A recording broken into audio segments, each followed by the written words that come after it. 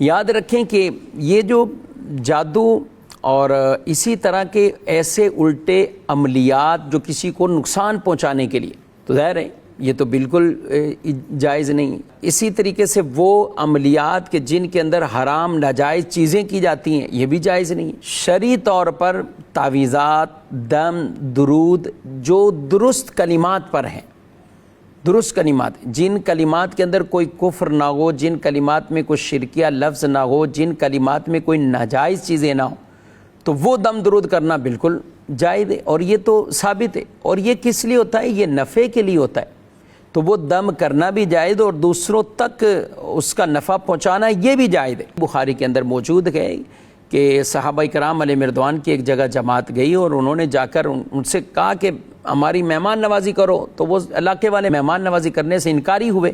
پھر ان کے جو بڑے تھے سردار کو یہ تو اس کو کسی بچھو نے ڈنگ مار لیا، تو وہ ان کے پاس آئے، کوئی ہے تم میں سے ایسا کہ جو پڑھ کر کچھ کرے تو وہ ٹھیک ہو جائیں، تکلیف دور ہو جائے۔ اب وہ صحابی جو گئے انہوں نے سورہ فاتحہ پڑھ کر دم کر دیا، ٹھیک ہو گئے۔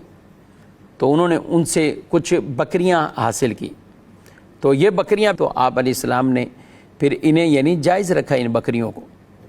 تو یعنی دم بھی باقاعدہ کرنا ثابت ہے، اور بلکہ وہ کلمات صحابہ کرام علیہ رضوان میں سے وہ کہ بطور خاص جو کلمات حفاظت کے لیے ہمیں یاد کروائے گئے، تو ہمارے جو بچے چھوٹے ہوتے تھے جو نہیں پڑھ سکتے تھے تو ہم ان کو یعنی لکھ کر گویا کہ ان کے گلے میں لٹکا دیتے تھے۔ تو جائز تعویذ جو قرآن، حدیث یا اچھے کلمات پر مشتمل ہو، اس میں کوئی کفر یا شرک یا ناجائز کلمات نہ ہوں، تو ان تعویذوں کو لٹکانا، لینا، یہ سب کیا ہے؟ یہ جائز ہے۔